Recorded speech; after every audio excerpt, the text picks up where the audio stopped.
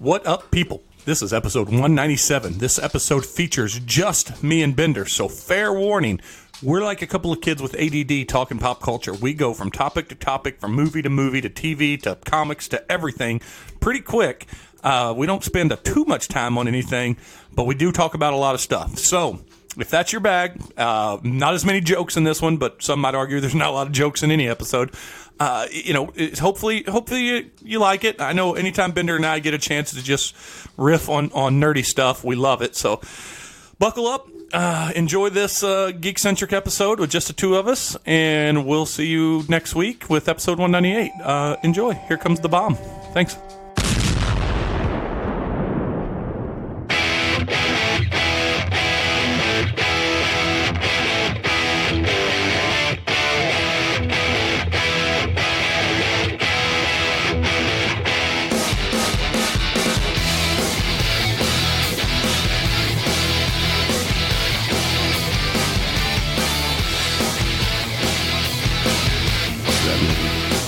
You know, it was nominated for an Oscar. Yeah, and I forget who directed it. Is it Rodriguez? I don't know. I think it was somebody unexpected. I'll look. Yeah, look it up. It feels like an Ang Lee movie. Yeah. I think there's two of them, right? Babe and then Babe Pig in the City. Yeah, Pig in the City was the follow-up. Yeah, I never watched either one. I never watched the Pig in the City, but I did watch Babe.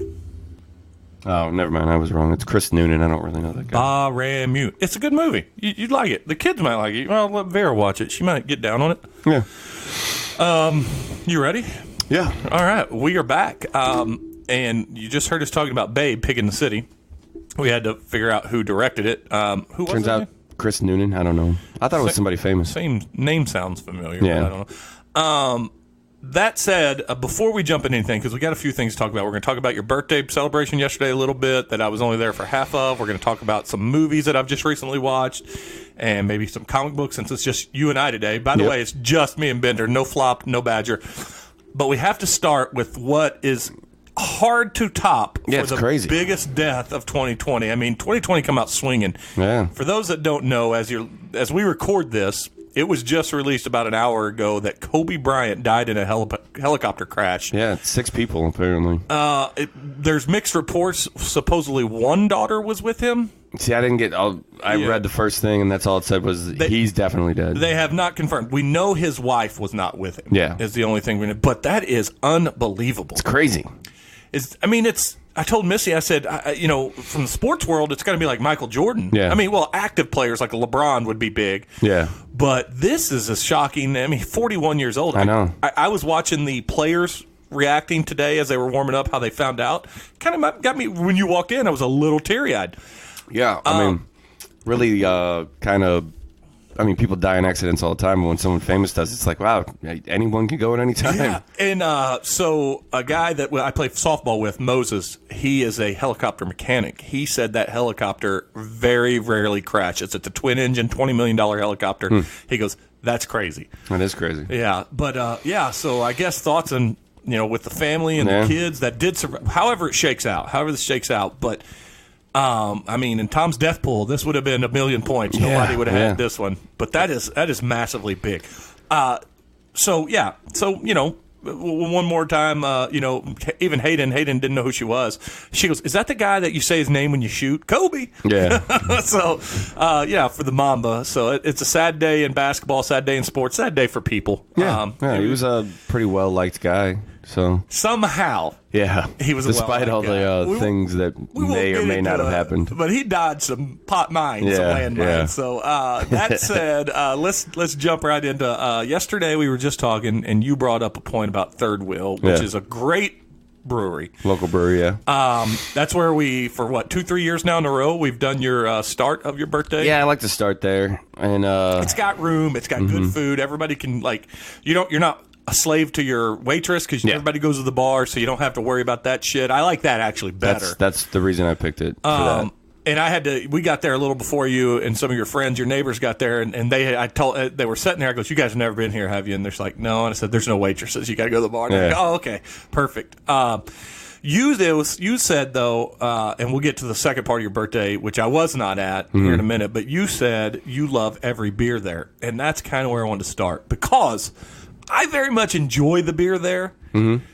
The 2 or 3 that are on there year round are great. Yeah, they didn't have their dyslexic this time when we were there. Yeah, the dyslexic API. Yeah. I like that one a lot. The hanging pants is really good. It's a solid one. It is solid. And I love the brewery. In fact, I give the brewery a 5 out of 5 overall for the food. For maybe 4.5, if is what I'm gonna give it. The location, there's plenty of room. There's fun things to do. The board games for the kids.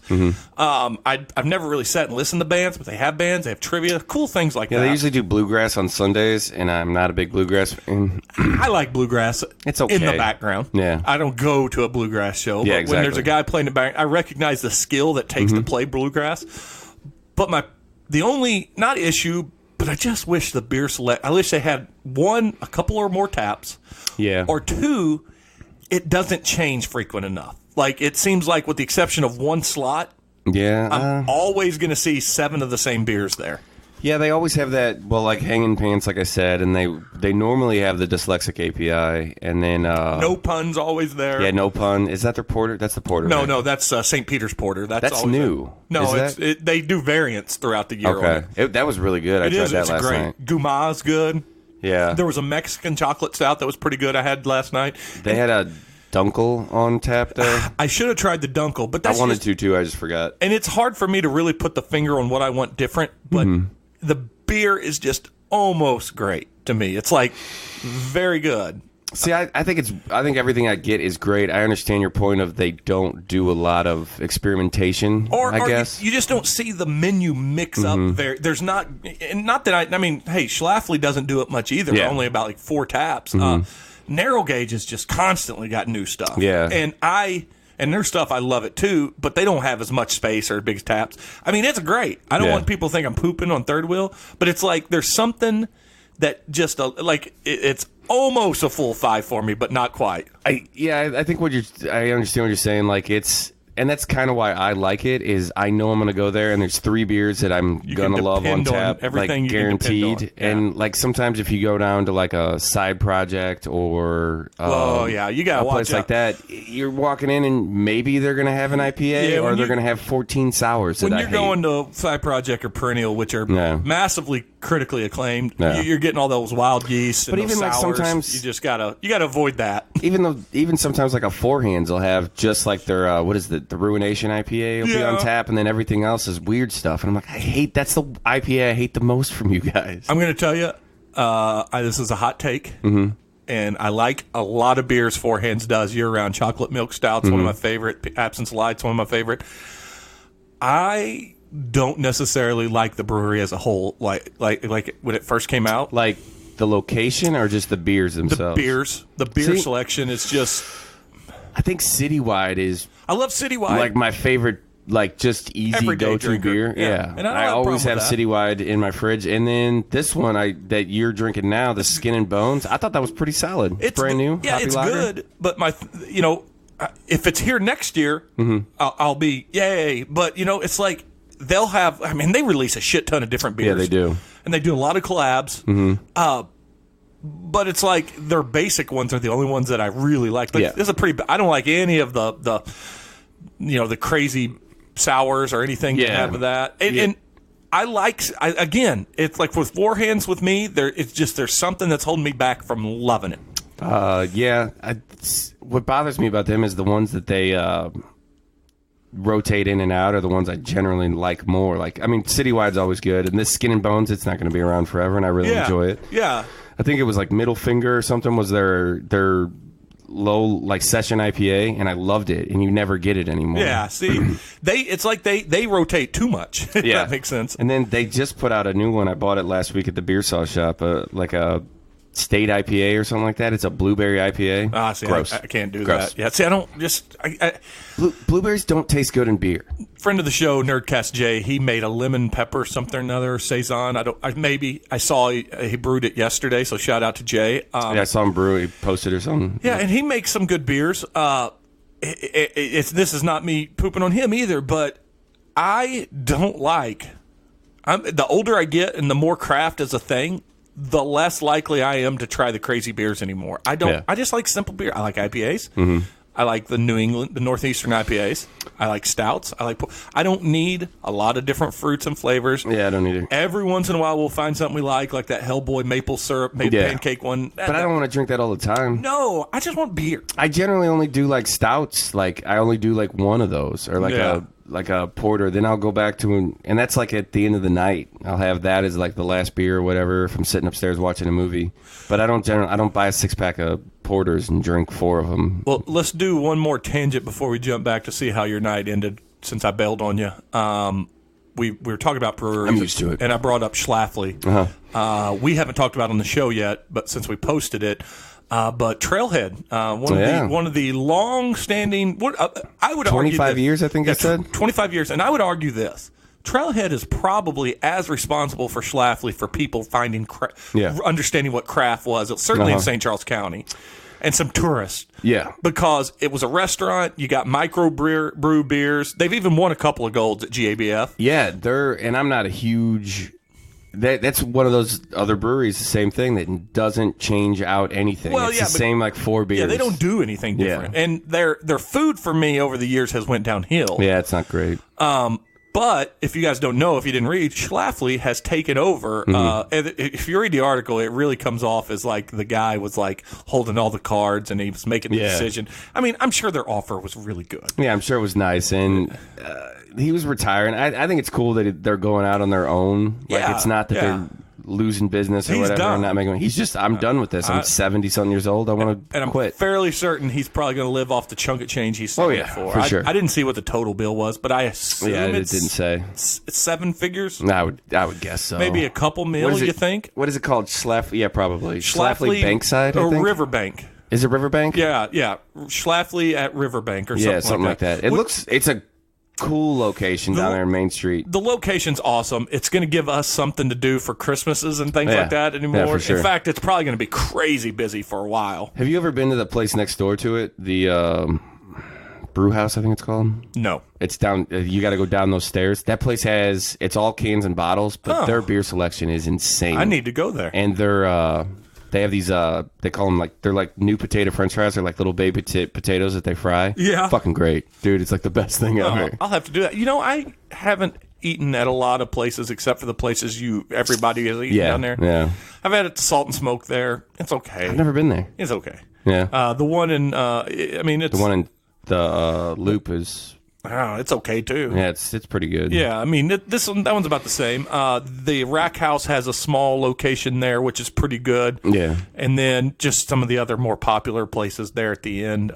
Q has surprisingly good food. Yeah, every place is decent, but the salt for me again, and this is me being picky, persnickety. Maybe you are negative, Jeremy. Yeah, maybe you are. But like the barbecue places have blown up such a big deal, and and Sugar Fire and there's trust me, there's some great barbecue out there. Yeah. But like Salt and Smoke's fine. Yeah. But if you're going to stand out as a barbecue place anymore, you better do something 100%, 150% different than something I've had because they all kind of do the same thing. Yeah, and like Sugar Fire's got like their signatures, like their burnt ends or whatever, and they're really good. I don't know what Salt and Smoke. And they have a million sauces. Are they known for salt? Yeah. And Sugar Fire has a million sauces, and they rotate those out, which is kind of an appeal. So, but yeah, I love it. But anyway, that said, how did Bocce Ball go down? It was good. It was really busy up there. Did you reserve? Yeah, I reserved 1 court. There was a party that reserved the other 2 courts closer to the patio. Because the first time we did it, you reserved 1, and we ended up having 2 courts because it was there was nobody there. But these people were there the whole night, just like we were. Played a couple tournaments. Me and my buddy Jason carried it for the most part, and then Mo and Kim came in and just fucking ran the table on everyone. Oh, see, like surgically good. I can't remember who my partner was last time. But we beat everybody that first one. Yeah. Me and my partner. And I know we beat Mo and her partner. I can't remember who her partner was that year. But Kim didn't even want to play. And like she was just 3-4 points every fucking time. I'm like, God damn it. Well, it could be that she had less to drink. Yeah, that's probably it. It was fun, though. It was a good time. How many people ended up showing up? Because there was only... There's like 10 of us, I think. Well, because, yeah, so essentially you replaced the 3 that left with some more. Yeah, like Johnny and Andrea, Brian and Kim, Matt and Mo met us there. And they normally don't do the brewery thing because most of those guys aren't really into the craft beers. There's not a lot of beers that they like. And I don't even think Third Wheels does mixed drinks, so... They had something up on, like they had this year. I saw up on the keg. They had a pre-mixed Manhattan. Oh, that's cool. Was kegged. So, but that's hardcore though. Well, I guess for those that don't know, the bocce ball court. If you are, it's Aiello's. Aiello's, I think is how you say it. Aiello's. Whatever. That's an Italian name. Areolas. It's Ariel in Cottleville. Yeah. So yeah, it was a good time. Dude, they got a great cigar selection there, and it's nice. And the owner hit on Rachel last night. That was fun. Tried to buy her a drink. Yeah, shiny shirt. Tried to buy her a drink. How old are you now? 36. Oh, so you're 4 years away from the day. Yeah, the big old guy day, I guess. I will be... You're 42? I will be closer to 50 when you turn 40 than I am to 40. Yeah. We're getting old, man. It's depressing. I think 50. Are you going to keep having these birthdays every year up till you're 40? Yeah. You're kind of you're kind of a big kid. Yeah, and it's January. Nobody's gone out since Christmas. It's always a fun excuse to get a babysitter. So my 40th we had here. Yeah, yours is in October, right? November. My 35th, Missy did the big one. Yeah, that was down at Schlafly. Yeah, in the city. And then my 40th, I had something here, and I did not have one for my 41st or my 40th. I'm done. I'm done with them. Done. Like, it's just celebrate. I just like going out. If people show up, they show up. If they don't, they don't. That's not true. You and your guys like an excuse to we like an excuse to go out and drink. Which you don't need. You we can don't, just do but it's easier to convince all of my friends to get a babysitter if it's for a reason. Yeah. Like, everybody lines up a babysitter to go out for a birthday party But do the other ones all have birthday parties? No, it's just me, man. It's just me. I'm a giant fucking child. I love it. That's all right. I mean, hey, like I said, I stopped having them the last 2 years just because.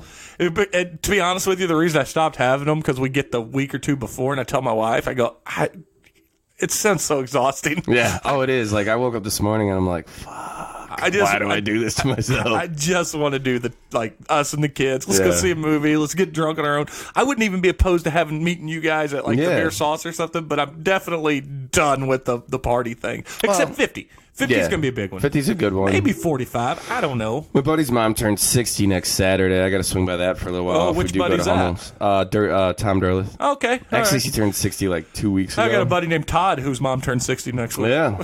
I think they're brothers, maybe. I think so. They kind of look alike. If they're not brothers, they could be. They could. They should be. And their names are the same. Yeah. All right. Enough of all that shitty talk about celebrities dying and the beer talk and your birthday talk. Yep. Let's talk pop culture stuff. Okay.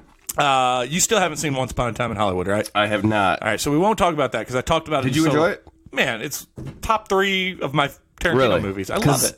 The reviews are super mixed because everything I read was either everybody was like, I love it, or it's really boring until the last 5 minutes. The people that say it's really boring are the same people that don't like some parts of Inglourious Bastards. It's the dialogue. Well, but he lets actors act. Yeah. And they chew. Even the scene where Sharon Tate, played by Margot Robbie, is at the theater watching a movie or stuff. It really, in the grand scheme of things, plays no bearing in the whole movie. But she acts her ass off without saying a word. And that's what I love about Inglourious Bastards. Yeah, exactly. And I'm telling you, Brad Pitt and DiCaprio I think this is a better performance out of DiCaprio than it was in The Revenant.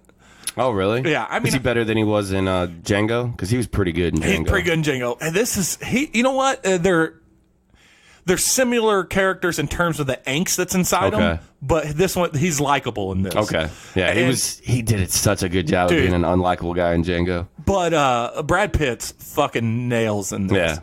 And he plays essentially, as Tarantino calls it, the toughest guy in the world. Really? And that's what he is. Man. Okay. He's a badass. That's awesome. Well worth watching. But I watched something this morning, and it was from last year. And the only reason I watched it is because I was looking at my time hop on the Facebook. Mm-hmm. And you know how it shows you what you posted a year ago. And this time a year ago, I was wrapping up my list of 10 underrated movies. Yeah, I remember that. And I closed. That was a fun game. And I closed with Smoking Aces. And someone said, I was watching a movie on Netflix called Polar that's a lot like Smoking Aces. So Yeah. I watched Polar this morning. I watched that. It's a comic book. It's a French comic. Yeah, it's made, a Dark Horse released it here. Yeah, it's Mads Mikkelsen or whatever his name is. Mads something or the another. actor. Yeah. Weird dude. Yeah. In every movie he's in. Yeah, he's the guy who like bleeds blood or cries blood in Casino Royale. Yeah. Awesome movie, I thought. Yeah, it was fun. It was a good time. The finger guns thing was crazy. It got panned by the critics, and I looked up some of them after, and because I could see where people were like, well, this is just a John Wick ripoff. But it's not. No, I think it's technically the comic is older than John Wick. Yes. I read the comic. It was okay. Yeah, I mean, in the comic book world, we can have multiple characters that are badasses. Yeah. We can in the movie world, too. Yeah. I thought it was an enjoyable movie. Yeah, I had a good time with it. I don't know if I'll ever watch it again. It's a Netflix movie, I think. If you're going to watch it again after it is a Netflix movie. After you see the things, or after you know everything that happened, at least fast forward into the great boobs that they put. Oh yeah, they do a good job with the sex scenes on that one. That one girl on the team of killers. Yeah, her whole job is to go seduce them. Yeah, well, that's how it is in the comic book too. And then in the movie, or later in the movie, when she actually the Black Kaiser, which is the name of him, when she seduces him, they have that marathon sex romp at every position you could. Yeah, I mean, it was so weird, like to do that, and like as an actor, you're like, that's got to be the most awkward thing ever. But gory, and I could see the comparisons to Smoking Aces because there's the way they type out everything, the names and stuff. But I haven't watched that movie in a long time. That was a good one. Great movie. I watched it about 2 months ago again. John Wick 3 is on HBO. I'm going to try to watch that tonight. Worth it. Yeah. I liked it better than 2. Did you? Okay. I still don't know if it was 1. I mean, one's awesome. 1 is a hard 5 out of 5. 2 was a little ridiculous. I didn't mind it, but this one's ridiculous. But I mean, like the long fight with Common, I was like, okay, let's wrap this shit up. You know what? I hope Common is back in the 4th one. Yeah, because he stabs him on the train, if I remember correctly, but he walked away. So I mean, that's not only does he do that, but Lawrence Fishburne's character said that the only person to ever sneak up on him was John Wick, and he gave me this, but he left me to live, and that's what he did to Common. Yeah, he showed him that he could have killed him, but he left him to live. This is the first one he's been in, right? 3. He wasn't in 1 and 2, was he? No, Lawrence Fishburne was in 2. Was he? Yeah. He goes to him to get one gun. That's right. That's right. It's been a while. Yeah, and he's not in 3 anymore, but he's more important in 3 than he was in 2. Is Halle Berry a throwaway character, or is she going to carry on into 4? She could, but I don't see... spoiler alert, but she runs the hotel in her town. Okay. And because they're all over the world. Yeah, good. I mean, great movie. I can't wait. I watched... but if the first one's a 5, the second one's maybe a 4. Okay. And this one's like a 4.5. Okay. I would do, if the first one's a 5, I would do 3.5 for the second one. And this one might end up in a 4 for you. I'm going to try to watch it today. It's worth it. Yeah. I watched Godzilla, King of Monsters. I watched that on a flight to Minneapolis. I watched half of it on the way there and half of it on the way back. I did. It was fine. It's a good movie. It's good. It's a good time. It's a giant monster movie. If you want more than what you get in that, you're the one. I kind of liked the eco-terrorist vibe. I think the worst part is the humans are just not that interesting, but the eco-terrorism vibe was an interesting take. Even putting 11 in it. Yeah. Not so much. She didn't even do anything. No. I mean, the point is to see the monsters kick ass. Yeah, and I guess that's my only real complaint is I think they made him too big. It bothers me that they're that large. Well, he's that big in the original movies. Is he? He's 360 something. I think he's bigger than that though. Well, he gets bigger depending on the film. That's for sure. And I don't I guess the next one I looked it up. It's done filming. I guess the main characters, but it's him versus King Kong. Yeah, King Kong has to grow. Yeah, and apparently the Kong Skull Island, which I thought was a fun movie. I thought it was too. He was apparently just adolescent in that one, and he's got to get a lot bigger. But if he gets any bigger, he ain't going to fit on the fucking island. Yeah.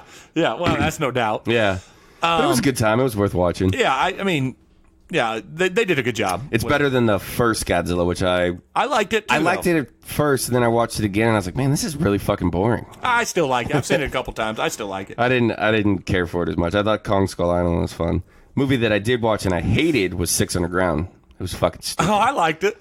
It was again It's not deep. No, it's not deep. Like, and the thing I think that drove me the most nuts is that parkour guy. Yeah, I can see that. And he's like, first off, parkour is stupid. But like, if you're, it seems like a sport that's got. If you're a participant, you have a short shelf life. Two things really bother me in the movie. Let me go back real quick. Spoiler alert. The driver guy, what's his name? Dave Franco. Dave Franco dies. And that's not a spoiler. That's like 7 minutes into the movie. But he's their driver, and they replace him with a sniper. Like, don't you need a driver? Because it turns out a couple of them could drive. So that bothered me. Like, it doesn't make any sense how you're recruiting these people. And then the other thing that bothered me was with the parkour guy was really stupid. And like that fight scene where he's running away from all the bad guys, like, your whole thing is parkour. That's how you get away. But everybody else keeps catching you. Well, they take the normal tracks, and he's doing all the jumping. He's jumping all over the place, and they're still there. I'll give you that. I did think it was kind of a cool twist with the magnets. Yeah, that was a cool twist. Yeah. Also, Ryan Reynolds is just a bad dad in that movie. He's a bad person in general. Yeah, like, he's just a deadbeat father. He's like, oh my god, this girl pregnant. I'm dead. Yeah. Yeah, it was dumb. I enjoy. I didn't give it. It wasn't like it was. It's more like a 2.75 out of 5. God, it was just over the halfway point for me. I like halfway through it. I'm like, why am I fucking watching this still? I watched. What else did we watch? Oh, we watched Zombieland 2 last night. Which Zombieland 1's great. It is great. Zombieland 2. It's not as good, but it's still very good. But what it did was take everything about Zombieland that you liked, and then tripled it. like tripled the rules. But it's not too much though.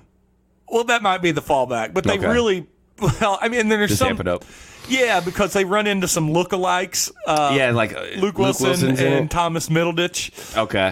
And Thomas Middleditch has his commandments for survival instead of his rules for survival. And there's a couple of parts in it that is real good. Like there's one where like, isn't it crazy that the electricity just still works? Because it's a couple years later. And, that's pretty good. And Woody Harrelson goes, "Yeah, it's a throwaway fix. It's like, wow, all those hydroelectric plants, those dams. As long as the rivers are flowing, we still get electricity." That's funny. Yeah. Something else that I did watch that we both watched, and I enjoyed more than I thought I was, is I really liked the new Hellboy. Yeah, like I said, the only negative I had about it is Hellboy is the off on it. He's not my favorite part of it. Like the way David Harbour moves, it's just something different. But I thought he would. See, I disagree. I thought he was okay, and I think the biggest problem with the movie is they picked a weird Hellboy story to tell. Like, I read The Wild Hunt, and it's fucking weird. It doesn't feel like a Hellboy comic book to me. Well, it's... And they almost, like, page for page put that on the screen for the most part. It's a little bright also for a Hellboy story, like the filming and stuff. The monsters at the end were so fucking stupid though. Oh that whole. I thought Milla Jovovich was a good bad guy. She just can't do a movie that's successful at all, which is kind of her fault. Dazed and Confused. She did all right there. Well, that in I don't remember if what is the one with Bruce Willis? I'm blanking on it. Not Stargate. She was in one with Bruce Willis. What was she in with Bruce Willis? Where she's the orange-haired chick. Oh, Fifth Element. Thank you. But that's a perfect sci-fi it's a great movie. Yeah, there's nothing. I mean, that's almost at the top of the food chain for sci-fi. It's up there. But that's I think the only great movie I think she's ever been in. Yeah, I don't remember how well received her Joan of Arc movie was. I don't think that would. I think it's her fault though, because she married W.S. Anderson. Yeah, who makes all those movies Terrible and puts movies. her like all those Resident Evil movies. Yeah, and they're all fucking awful. Talking about a reboot for that. Are they? Yeah, I'd be okay with that. I think they should take it TV more of the series horror element. Yeah, it'd be great as a TV series. I replayed they re-released Resident Evil 2, and I was playing that for a while. It was a good time, but they didn't really change the game mechanics. Is that Nemesis? Is that Resident Evil 2's Nemesis? No, I think that's the third one. Or that might be a spin-off. Resident Evil 2 is the one where you get Leon and I think Claire. Yeah, I think there was Resident Evil 2, and I think there was a special edition of it where they dropped the Nemesis robot into the thing. Yeah, I mean, I think that's where the Nemesis monster comes in. But I thought Nemesis was its own game. There was a shooter game that was a spin-off, which was awful. Yeah, but it was at the time that game was pretty groundbreaking with the double story. Like you had 2 discs, I think it was, like on PlayStation, and you played one side and the other, and I was playing it, and the graphics look great, and it's still so fucking hard and so fucking frustrated. Yeah, because that's really the first game where you definitely. I mean, more than any other game before it, you had to conserve ammo. Oh yeah, and that's the problem. Like, and that's I stopped playing because I got stuck in a spot where I didn't conserve ammo, and I have to go back too far, and I'm like, fuck it. I got other shit to do. I was looking at, like, I was cleaning up out here and doing some things, and I saw, I was like, oh, we've got Zelda for the Switch. I need to finish that. And I realized, why did I stop playing? And I remembered, oh, I got to one of the bosses, these big machines, that's these bosses, and I couldn't get past it because I didn't put enough into my electrical defense.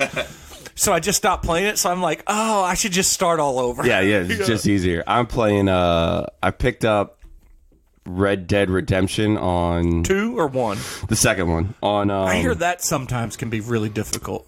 It's fun, and it is very difficult because I don't play games like I used to. Like, I can't. Maybe get 2 hours a week if I'm lucky. If it's a game that very, very much grabs me, like Diablo 3, I picked one of those up, and I woke up every morning at 6 before my family on the weekend and played like a couple.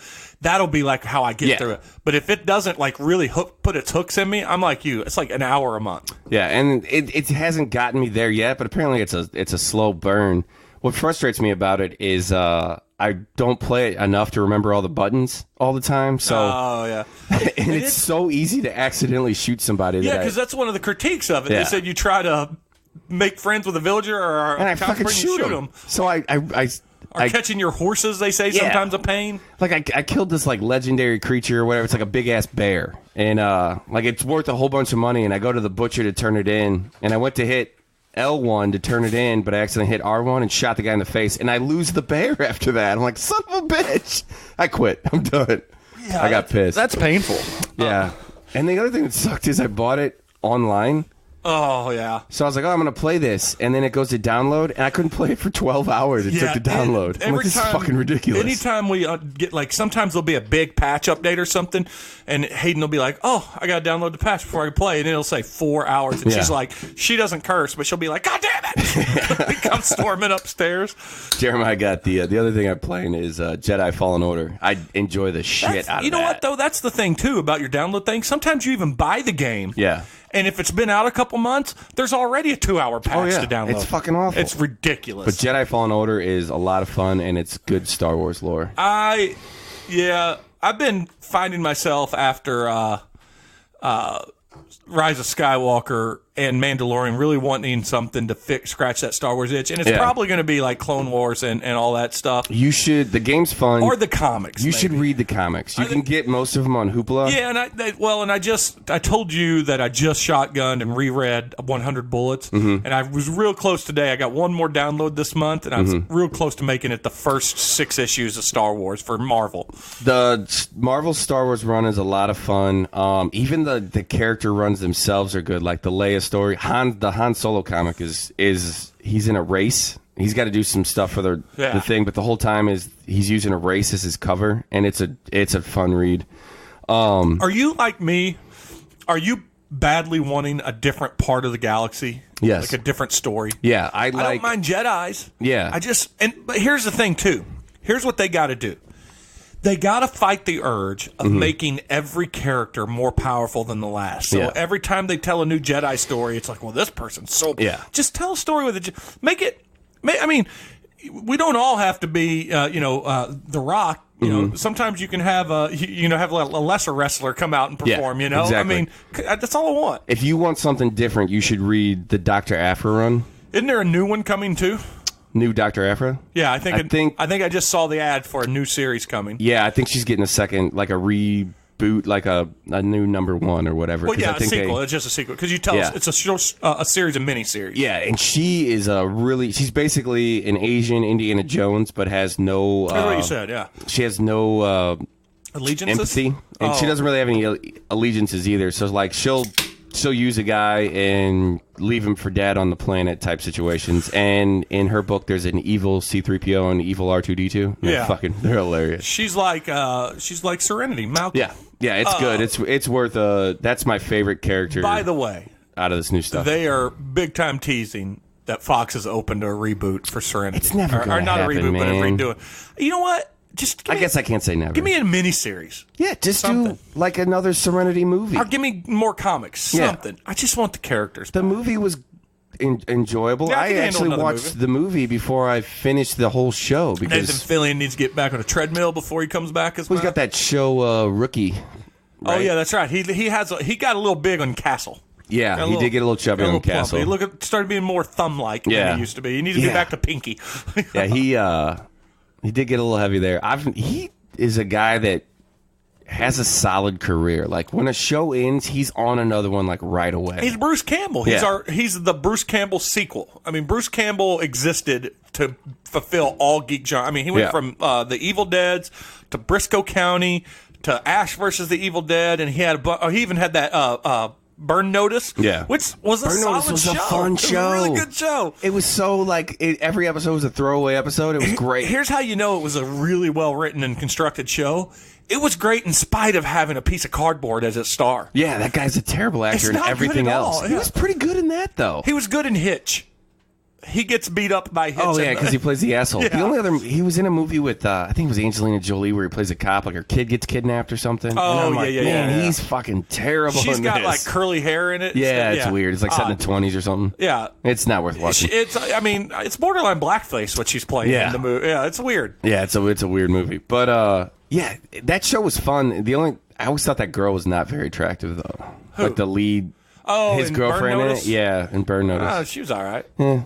She like too skinny, I think. I don't know. But I loved that show. It was a good time. But yeah, so that's another guy that got a little too thick to return as Ash. Yeah. I retired at. Oh, he was also in Bubba Hotep, which was a quiet masterpiece. Also. And he was in all the Sam Raimi Spider-Mans. He'd show up as a different character. Yeah, because him and Sam were college buddies. I need to go back, and I don't really remember the first Evil Dead or Ash vs. Evil much. I need to go back and like actually. I never watched the whole series. I watched the first season. No, I'm talking about the movie, Evil Dead 2. Well, it was Evil Dead 2, and then Army of Darkness. That's what it is. Yeah, Ash versus the Army of Darkness. I haven't Darkness. seen those probably since I was We watched 8 or them 9. on Halloween a couple years ago. Is the first one a straight-up horror movie? Yes. Because I watched the remake, and I did not enjoy it. Oh, see, I liked the remake with the girl. Yeah. Yeah, I liked it. It was okay. It didn't have Bruce Campbell. It was a little too gory, and it felt too serious. He should have been an old guy at a gas station. Yeah, or something. Yeah. Like some crazy man or whatever. Let's see what else we've done of late. We watched all of the Aaron Hernandez thing on Netflix. Yeah, it's on my list. I keep wanting to pull the trigger on it. I mean, I don't know what. There's not much in it you'll get out of it. Do you feel bad for him? I feel like no, he's a murderer. Well, I mean, listen. There's a lot of guys that have gotten CTE. Junior Seau committed suicide.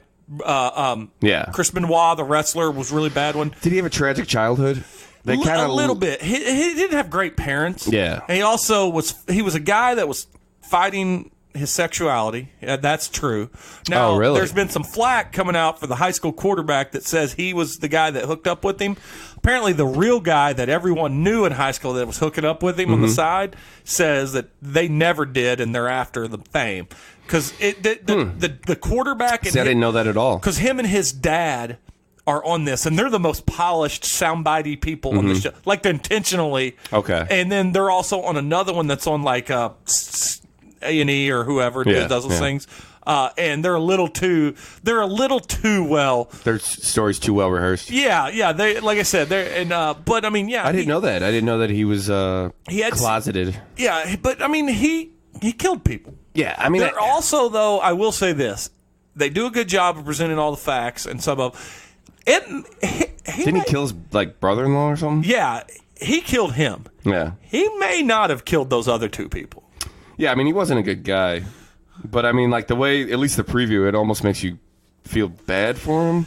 But then I was kind of wondering if that's what you get when you walk out of it. I found myself feeling bad for him in some parts, but then I also found he killed a person, for sure. You're not a good guy. And there was, I can't remember there was a basketball player or something in the NBA, a pro athlete right now that refused to be in it, and he said, I'm not, because I don't know what he had connected to it, but he's like, I'm not going to be in it because they're making it seem like CTE was one of the reasons. Yeah. He was a killer, is what the guy he said. Was just he was a bad killer. Dude. Yeah, just having to be good at football. Wasn't necessarily a great person, Well, that's like, right now, I guess Antonio Brown's like, I don't think that guy's ever going to play again because he's losing his shit. There is an interesting story out there that has, so there's a guy, I can't think of his name.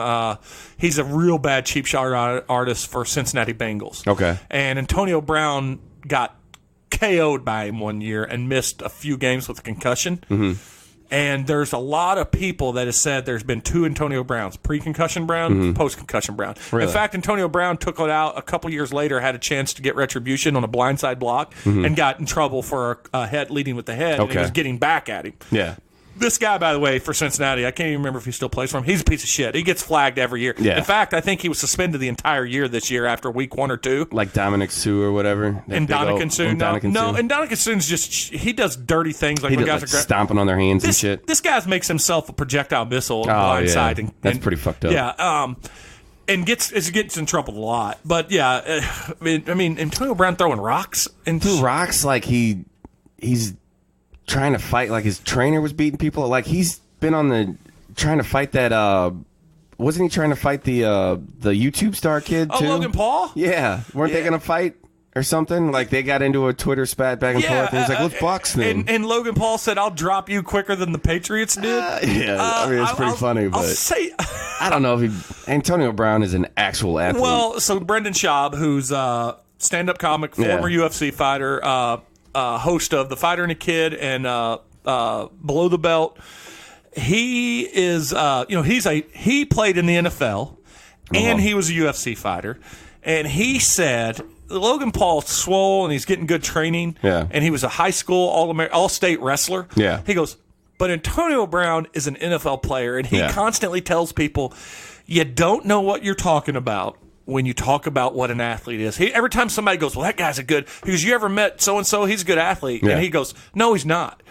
He may be a good athlete in your world. He goes, but Antonio Brown is a great athlete compared to other great athletes. Yeah. He goes, he will light up. Oh, yeah, for sure. Paul. He's fast as shit and strong as, like, just dumb muscle. And Logan Paul, though, that kid is swole. Yeah, he's a big dude. And he is trained by Shannon Briggs, the former champ. I watched champ of the world. One of his fights against some, like, European. Watched the first, no, KSI, the other Is that the other YouTube kid? And in the rematch. He's, like, British or something, right? Yeah, and in the rematch, KSI won, but it was also a ripoff. Yeah. Because they deducted, Logan got, for hitting KSI with holding his head and hitting him. Oh, okay. He did it once, and the guy took 2 points from him. That is unheard. First off, you get a warning. Yeah.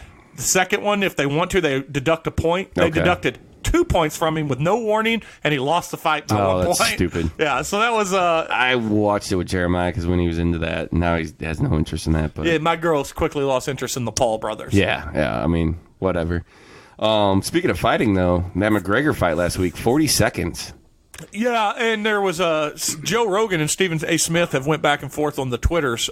Stephen A. Smith, he shouldn't be allowed to cover MMA. He doesn't know MMA. Yeah. He released a video, too, like a few months back of, like, putting in work, and it's, that light has gone nuts. It's driving me crazy. I'm going to have a seizure here You can go turn it off and hit that one if you want. It's all right. It's fine. But he released a video, Stephen A. Smith, of himself doing boxing training, and it is not just bad punches, but some of the worst punching you'll have ever seen. But anyway, he goes in hard on Cerrone.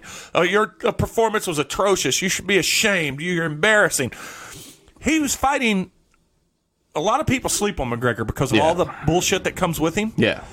He's a tough dude. Well, the only critique of Conor McGregor that should ever be said is Conor McGregor has never defended any belt he's ever won. Yeah.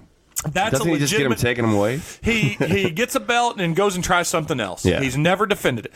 But he's beat a laundry list of exceptional fighters. And what happened was, in 40 seconds, he broke Cerrone's nose with a very inventive shoulder strike. Shoulder hit. Yeah, I tried to watch it, and they've really shut that shit down. You used to be able to catch it on, like, Twitter. And Periscope, you can still find it if you look it up. Yeah. Okay. I just tried to watch Not the that we recap. condone. No, I don't. I just wanted to watch like the recap, and it's not out there. The best place I've ever found to find the next day is on Facebook. Yeah, and I was find looking one there with too. I Russian didn't see language anything. Yeah, normally it's like some guy videotaping it, but they shut that shit down. But yeah, he broke his nose, and that takes you out of your game right out of the gate. Yeah. And then if people think that he was male, some people have suggested that Cerrone took a dive. He has a broken orbital bone, a broken nose, and a broken jaw. Really? All from that fight? That kick tattooed him on the side of the face, and those punches were legit. And even though Connor's not a 170-pounder, everybody was like, well, he should fight Usman for the... No way. Really? Usman is a giant man compared to McGregor. McGregor needs to go back to 155, have the greatest pay-per-view of all time for UFC when he rematches Khabib Nurmagomedov. Yeah. But you sleep on him. Did you buy the fight? No, I just watched it illegally. You just sleep on him because of all the antics, but you forget his striking is otherworldly for MMA.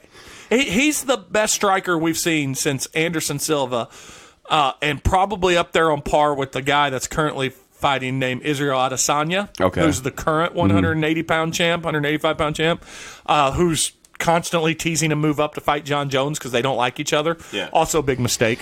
John Jones, isn't he like the best fighter ever? 205. Yeah, he's the greatest mixed martial artist of all time. He's got a lot of asterisks because he's been flagged he keeps getting cocaine busted. Well, no, he's been flagged for very minute. Well, so here's the problem with John Jones is he was doing coke. He got suspended again, right? And he was doing dick pill. No, he's not suspended right now. Okay. He's been suspended a couple times. So he's doing coke. And they say when you do coke prolonged, you have a hard time getting some wood. Mm-hmm. So he's taking over-the-counter dick pills, which are often cut with steroids because they're mixed in the same batches. Yeah. So he tested positive out of competition for a steroid, very minute, and he got suspended. Well, then the next year, he also won his fight again, and he got tested positive for, I can't remember, I could be mistaken what it's called, but like a microbe. Mm-hmm. To give you an idea, what he tested positive for was 1,000 times smaller than the head of a needle. Oh, wow. What has happened, they found out, and they've since changed what constitutes a failed test. Yeah. Because testing is so fucking good now that if you took a steroid 12 years ago, they could still get like a minor fraction of it, so they stopped doing it. They stopped doing that. But yeah, there's a lot of asterisks with him, but he's the greatest mixed martial artist. Yeah, I mean he's a crazy good fighter. It's just flashback to Brendan Schaub. He says the problem John Jones has had 3 kind of subpar fights of late. It's because he's playing with his food. He goes, he's beating all the best of the best. Yeah, he's on top of, and he has a hard time getting up for the names that are coming up. So it's just him playing with his food. Yeah. He goes, he's eventually going to devour it, but sometimes he just bats it around a little bit. Yeah, I read an I read an article in the Atlantic on Joe Rogan, and I'm not a big Joe Rogan fan. I don't really understand him, and I love the guy. I don't. He's hard to pin down. Like and the article was pretty interesting. It was basically about how popular he is and how people kind of like me, basically that write him off as one type of guy, and he's not. Oh no, he's the most middle of the road guy in the world. In a celebrity there is. Yeah, and then and that was the thing. Like his audience is pretty bros, pretty bro-ish, and almost, and everybody kind of thinks that they're all kind of Trumpian. And then he made some waves this week when he came out and said he was going to vote for Bernie. Yeah, there was a female libertarian who he's been really supporting, but she dropped out. So he's an interesting dude. I read the article. Trump. Yeah, and I'm not trying to get into the politics, but what I found interesting about it is you just can't really narrow him down. Like he'll have. Well, he's friends with Jordan Peterson. He's actually has called Milo Jovanovic or whatever. Yeah, his friend. He's friends with Alex Jones too, which that kind of throws me off. But he apparently backed off after he started getting into the whole Sandy Hook denial. Yeah, thing. yeah. Well, he himself on his show has said, "I'm friends with these people because I actually know them." Yeah. And I know, with Alex Jones, he said 1,000,000 times. He goes, "That's a performance." He goes, "It's a performance." He's a good person when you meet. He goes, I find that hard to believe. But he even said, he said, to your point about him, he goes, he's making it hard Yeah. He's really yeah. And he even says he hasn't talked to him in a long time. Yeah, and I thought it's worth a read going to the Atlantic. It did make me want to listen to his podcast a little bit. I love his podcast. And his episode with Bernie Sanders, it was great. Yeah. And what's great about his podcast, and I found myself, I listen, every time there's a comedian on there, I listen. Because it's all his friends. Mm-hmm. And it's great. And he even doesn't he's at a position with his net worth and his fame and stuff. Yeah. He doesn't even let comedians get away with BS. Like, he's like, if they try to do something, he's like, okay. Yeah. That's one way of looking at it. Yeah. But I do listen when he has a lot of like, he'll have like some deep cover, like CIA people on, like retired. He had the guy that says he was at Area 51 on. Yeah, that guy. And Joe believes him. He goes, you know what? I'm not saying I necessarily believe him, but I believe that guy's that's a crazy story that guy tells. Have you listened to it? Yeah, and he keeps getting proven over time. Yeah. All the machines that he said they had eventually became public knowledge. And then, like, I forget what, he had something and they took it away from him, apparently. Like, he had some sort of alien technology and they well, he also was a graduate at MIT, and they've went and discredited him. They've undercut, like, all of his academics and everything. People have found pictures of him at MIT. They're like, no. Dude, it's a wild story. Yeah, and they've said this. This is funny. I think he's got a Netflix thing. There's a show. He did the same guy that came on the episode of the JRE was the guy that directed the thing because the guy doesn't like talking to people. Yeah, he only came. He came on the night before, and they all went out and ate together just to get comfortable before he would be on there. Is Joe Rogan in California? Yeah, he's in LA. Okay. He recently had Dan Aykroyd on there. It was great. He had Bill Maher on last week, and the article I read, they basically, the guy was like, I couldn't get him to sit down for an interview with me. He won't do it. Yeah, and he goes, so I just listened to a lot of his episodes, and then I tried to live like Joe Rogan's life, like that mushroom coffee that he drinks and all this other stuff. And he goes, bottom line is that guy is a machine, and he's exhausting. Like, he just never fucking stops, doing they things talk or about thinking. It. His best friends call him a cyborg. His best friends are essentially Brendan Schaub, Brian Callen, Joey Diaz, Tom Segura, Burt Kreischer. Those are his best friends. Yeah. And he'll tell, and Ari Shafir, that's his crew. That's the Brian Redband. That is I can't remember what their clique's name is, but that's his crew. And they said he's a machine. Like, they have the Sober October challenge. Yeah. And one year it was you had to get your heart rate. You got points awarded for how long your heart rate was above a certain thing. Mm-hmm. Joe went so hard one day in 6 hours of working out that his steam from his sweat set off the fire alarms. And he told him, he goes, this is your guys' fault. I told you that if you did a physical challenge, my goal is to kill you. Yeah. I don't mind if you drop dead. That's how you're going to have to do to beat me. Like, but what he once said something great. He said, when I have a left-wing person on, I get accused of being a liberal. Yeah. When I have a right-wing person, I get accused of being conservative. He goes, I guess I'm doing something right when both sides accuse me of the other. Yeah, and his numbers are staggering. Like, they were talking about the Elon Musk video, and that's got like 22 million views. Elon and Joey, people like to bring that up. Yeah. Now it's a verb or an adjective, whatever that is. They say, I don't want to be Elon on your episode. Yeah. And he goes, I don't know, man. He goes, the stock dropped, but then it rebounded 4 times over. Yeah. It was fine. So, the other thing I heard reading it, they said that the most interesting, one of his better episodes is with Kevin Hart, because Kevin Hart is just like him. Yeah. No, watch that documentary. Okay. It's worth it. Is that Netflix. A documentary? Yeah.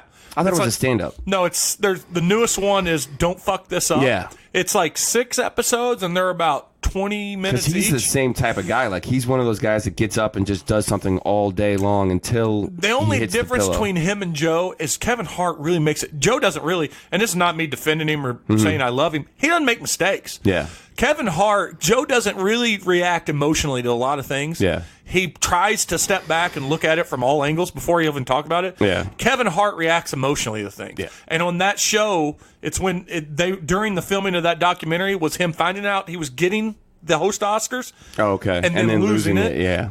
And he reacted badly. All the blowback was essentially his fault, and he admits it. And then he has like he's got the Red Solo Cup crew, the Red Cup crew. Okay. And it's his best friends. Mm-hmm. And one of them, when he had the cheating on his wife thing scandal. Yeah, that just died. Did that ever happen? Because it wasn't true. Yeah. One of his best friends and one of his crew members set him up. That's fucked and and so he kind of during the course of this, you find out that guy, he's suing that guy. No so shit. he won't even talk about it.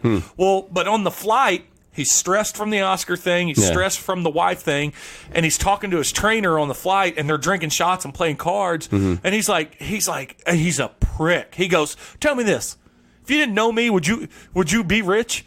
And the guy's like, he goes, "Would you be rich if you didn't know me?"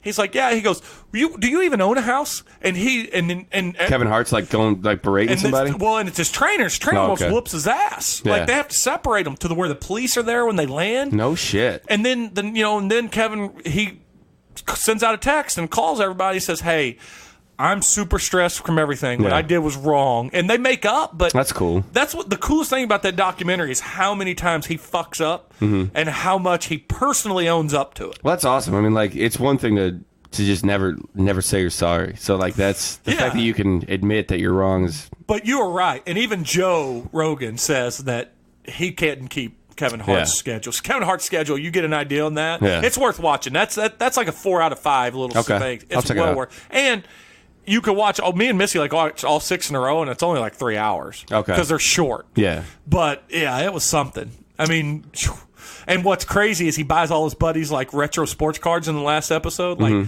souped up like resto mods. Sports cars or cards? Cars. Okay. Sorry, but classic cars that are souped up. Yep. And he bought one for himself, though they don't show it. But that's the one he wrecked and almost died in. Oh no shit. Yeah, a classic CUDA. Oh, that's wild. Yeah. Yeah. Yeah, I just, you brought up the fighting, and I read that article on Joe Rogan, and I was like, man, let the record show you brought up the fighting. Oh, I did. I mean, yeah, I did. But now I have to throw some Joe Rogan podcasts on. I'm going to give him a shot. So you're going to like it because, again, he's more in the middle than even we are. It wasn't.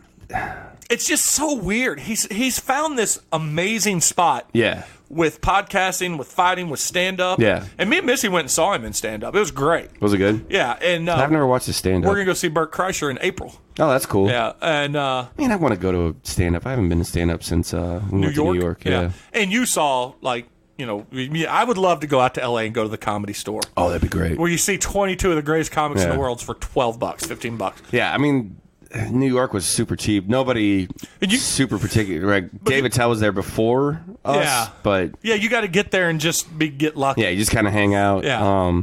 The guy that did perform, he ended up getting a Netflix special. Yeah, you looked him up on our show, and it was pretty good. Yeah, he was funny. Well, I don't know. You brought up that Kevin Hart. I forgot we had watched that. Man, I don't know if there's anything else or anything big that we've watched or talked about. Did you finish The Witcher? Yes. Yeah, I finished that before. I talked about it in Solo. I enjoyed it. Yeah, it's the closest thing to a seriously well done D&D show that I'll ever get. It also is got. I don't think it's intentional, but it's got things that are just wacky enough that they're entertaining, even though they're a little stupid. Yeah, I mean it's like a Xena Warrior Princess Monster of the Week better show. Done Xena. Yeah, it's a more seriously better budget Xena. The only problem I had, and I talked about this on that Solo episode, is they should have done a better job with the timeline. Yeah, it was. It's not tough. Until, I remember you talking about that. Not until the third episode, I kind of started wondering, and then the fourth episode, I'm like, what the fuck is going on? And I had to stop and Google when shit. the city, that's when you know. But even then, even if you know, it's still hard to tell because it's really 3 distinct different timelines. Yeah, they're following like 3 different characters the whole time, and I'm like, when the fuck is? Apparently, season 2, they're not going to do that. Yeah, they're gonna dial it back a little. What do you think? My favorite character was Yennefer. Yeah, she was awesome. Yeah, hot and too. Also super hot, smoking hot, and she's probably the best actor on the show. Like Henry Cavill's cool, but he's not a great actor. They're not asking a lot out of him. Yeah, just be big and grunt. Brooding. Yeah, be Batman, only with a sword. Yeah, her story was. Yeah, it was really interesting. The kid seems cool. Like that story looks. Hers was the most boring part of it. But her grandma was a pretty interesting character, I thought. And that was the problem with the timeline. That took me off too, yeah. The grandma. Like, no, she's not her mom. Yeah. She's her grandma. Yeah. Like, they look the same age. Like, her and her daughter look the exact same. It was... I enjoyed it. It makes me want to... I don't know if I'm going to read the comics. I'm definitely not going to dive into the game. But I thought about maybe getting the first book that they're all based on. I tried. Not easy to do. So, it's translated from, like, Dutch or something? And they're Spanish. I don't know what it. I doubt it's Spanish. I don't think it's Spanish. It's a European book in the first place. Yeah. And I tried listening to the audio version of it at the gym, and it's not great. Not so much, huh? I don't know if it's a translation thing. If I hear maybe the game's great. I heard the game is a lot of fun. There's a couple comic books on Hoopla that I was thinking about maybe reading. The covers that. make you want to read them because Mike they're Mike Mignola covers. Yeah, I also recently read that Mignola's got a new Frankenstein miniseries out. Oh, really? From Dark Horse. Okay. And at first glance, it was like, oh, he's doing a Frankenstein miniseries. But it actually is fleshing out more parts of the Mignola-verse. Oh, okay. And nobody knew it was going to. That's cool. I want to check that out. Yeah, do you read Black Hammer? I loved the first 12 or 18 I read, but I know there's a lot more out. Yeah, and they have like weird. He's got his own like Black Hammer universe with all these different spin-offs and stuff. Yeah. It's great. And I love so wherever I left off, I still don't know what they're trapped in. Yeah, I can't remember now. Which and if you know, I don't tell me. I don't know yet either. It's not resolved yet. Yeah. But the universe itself is really interesting. I told you I was caught up on all the trades that are available for the JLA. The current run of JLA that just came to an end. I forget who wrote it. Was it? Is it Bendis? Is it Bendis? I don't know. I don't know. Look on who. I don't do a lot of. It involved DC. It involved a lot with the breaking of the Source Wall and a lot of Perpetua and the Omni Titans and things like that. And I really, really, really wanted to like it. The only real cool thing that there it is, right there. It is Scott Snyder. Scott Snyder's run. Okay, yeah. Really? Yeah.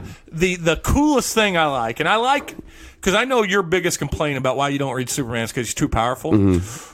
But people, when they write him, even in some really good stories, with the exception of All-Star Superman, which is still the best, they always seem to forget how powerful he is. So what I like, there's this part where there's this character called the World Forger, and he's the brother to the the Monitor and Anti-Monitor. They're the sons of Perpetua. It's a long thing. Yep. But the World Forger is like super powerful. Like he literally builds worlds with his hammer and his anvil.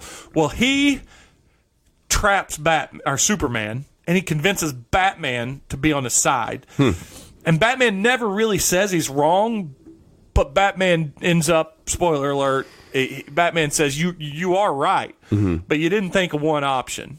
We'd do this together always with the JLA. Yeah. And one of the other problems I have with it is they beat you over the world with justice. It's all about justice, the balance of justice. It's stupid. Yeah. It's too much leaning into the name. Okay. But Superman is trapped on a planet where they give him enough substance to live, but there's no sun. Okay. So the more he tries to escape, the more energy he's burning. And essentially, he just keeps pushing himself, and the more he pushes himself, the closer he is to dying. Well, he gets almost to death, and he sees a bright light, and it's a sun. So he makes it to it and reforms him. But what he sees is Batman left him a trail of suns, like 30 suns to get back to where they are. How'd they do that? The World Forger makes these worlds. Oh, okay. So he flies through every one of them. Oh, okay. To get, and he KOs the world on one punch. That's awesome. Because he's all hopped up on the sun. Yeah. But I thought it was cool because you see him getting faster and faster and faster and faster as he flies through, and he hits him, and it instantly destroys his forge and him. And oh, that's cool. He's like, it was like one of those moments where, he's Superman. Yeah.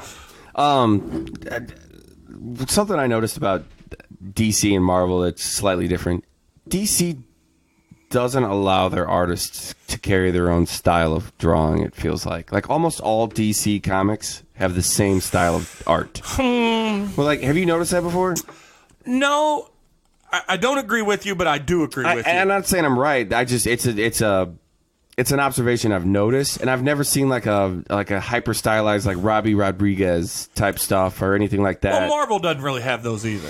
That's not true. Like well, they don't have Robbie Rodriguez. No, they don't. But like they do. Like I forget who was doing the X-Men run before they redid it, and it was kind of more cartoonish and stuff. Well, like DC almost does. They don't. So you had Spider-Man's kind of cartoonish. Well, you had Francis Manpool, who had I think that's how you pronounce his name, who came from DC. You had Jim Lee, who came from DC first. You had actually Todd McFarlane, who came from DC. They usually get a living in DC and then go back over to do their own thing. You also had Greg Capullo on Batman with Scott Snyder, which was an amazing run with the Court of Owls. And I'm not saying that the art isn't good. I'm just saying like the characters are more realistic, I guess I would say. They don't it doesn't seem like DC artists ever get the chance to use their own style. See, I think you're looking at it wrong. I think DC's picking the artists they want. Artists always get a chance to do their own style.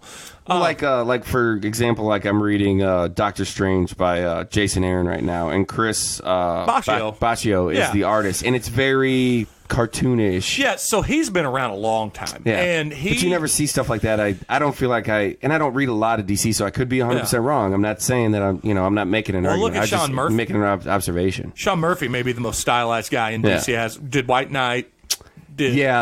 He's awesome. He did that Mark Miller Chrononauts thing that we both liked. No, I love his art is spectacular. I think it's just draws a sharp chin. You're seeing people that are a little more animated style with it, but they are also in DC. For instance, Humberto Ramos started in DC with Impulse, and Francis Manapul, like I said, he started in DC. Yeah. It's not like they just, guys get big and they go wherever pays them the most. Yeah, it's always been a thing that I just kind of noticed the last couple times I've read different DC books. Like the characters always look more realistic and less comic-y than they do on the Marvel side.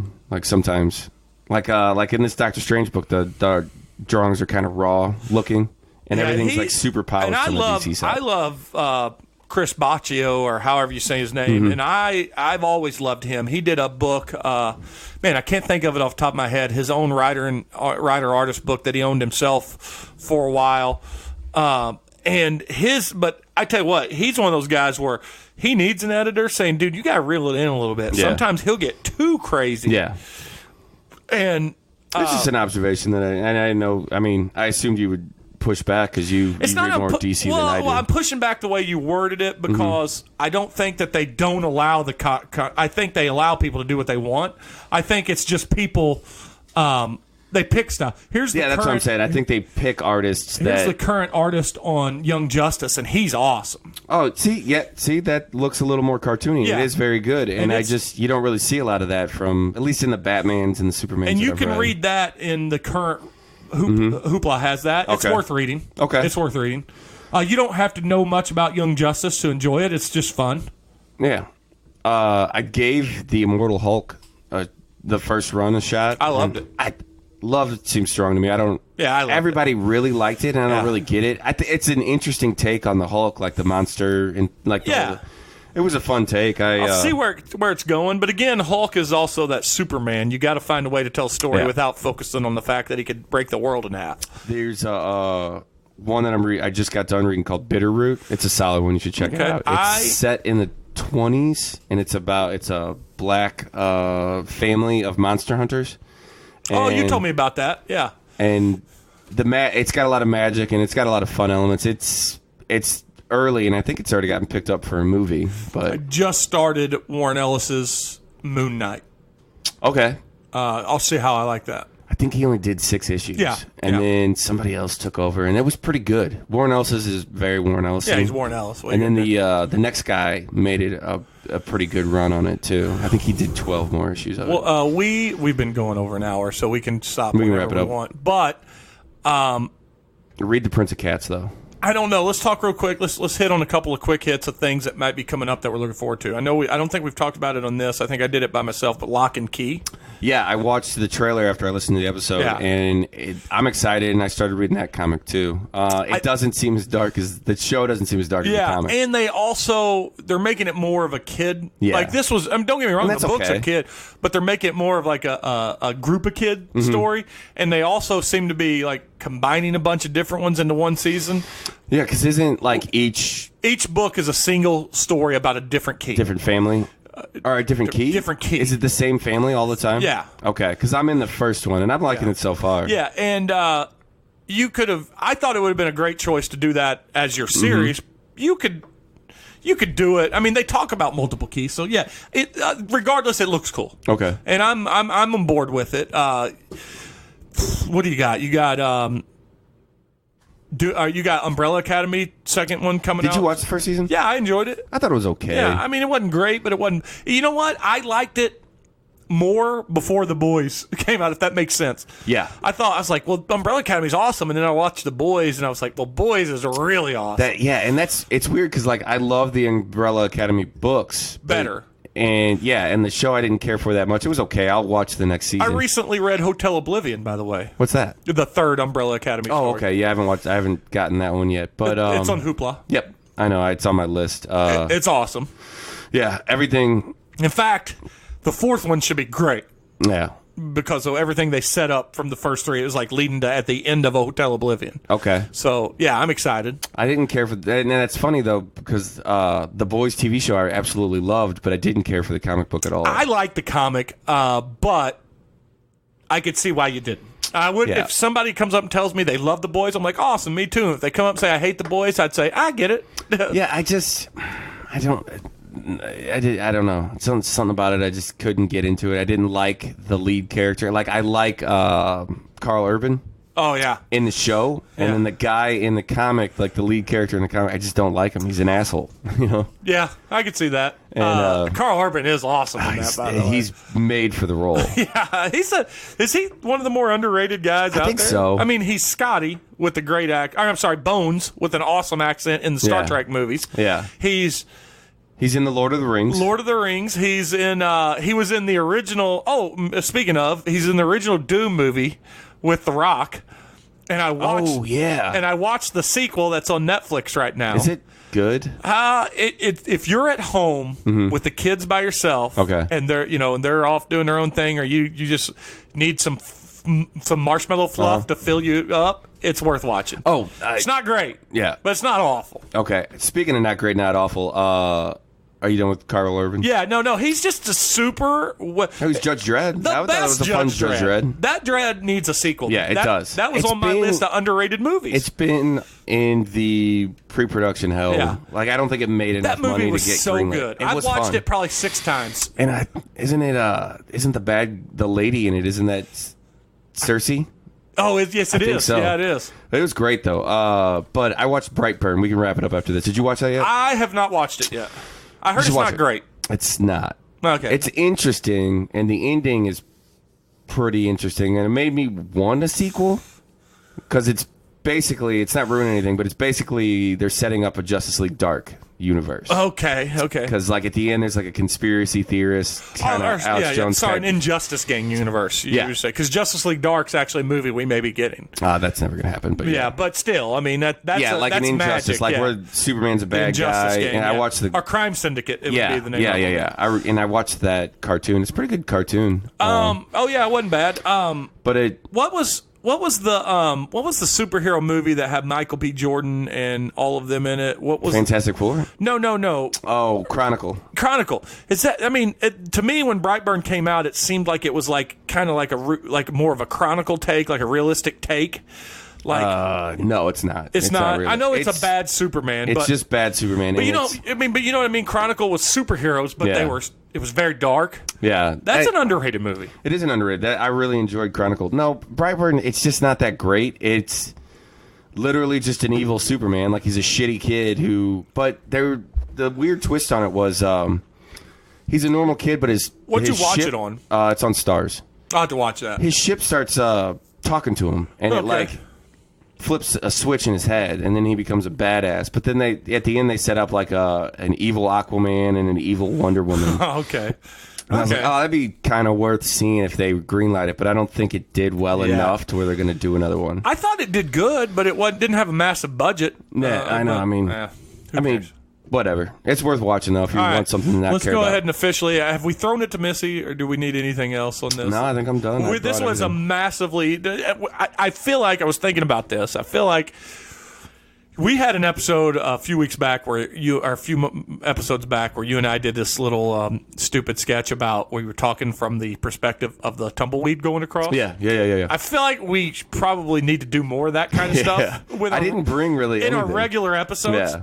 this one was the first time in a while it was just you and I. Yeah. So I feel like we should tell people, whether it's our pop culture comic pod or just the regular episode, if it's just you and I, spoiler warning, we're going to go geeky. Yeah, we're going to talk it's about gonna be movies super and nerdy. comic books and things like that. So. I know I did technically bring a Star Wars thing, and then we moved past it, and I didn't want to go back. But I was like, I'll bring it up another episode. Well, at least but what was it? it was just Tease Colin Trevor's original story before they fired him. It was massively different than J.J. Abrams. I read brought that. the synopsis. Also, I didn't watch it, but I been meaning to click on the things. I guess Adam Driver brought back his character. Yeah, on I'm gonna go. SNL. I want to watch it. I want to get it too. So go home and what were you going to watch? Go home and watch John Wick. I'm gonna try to John watch Wick John 3. Wick Yeah, tonight. watch John Wick 3.